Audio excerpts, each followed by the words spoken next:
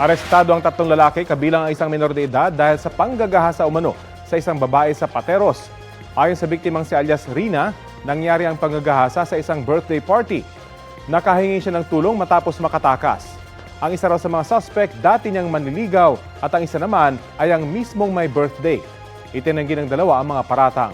Sabi ng isa, hindi niya magagawa ang krimen dahil naging karelasyon daw niya ang biktima.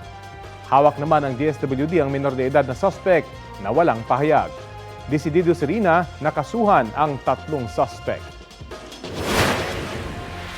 Nasa loob na ng kulungan sa Quezon City ng silbihan ng warrant of arrest ang lalaking yan para sa kasong paglabag sa Comprehensive Firearms and Ammunition Regulation Act.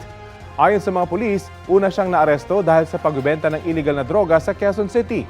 Taong 2014 naman, isinampa sa kanya ang isa pang kaso matapos umanong mahulihan ng baril sa Mandaon, Masbate.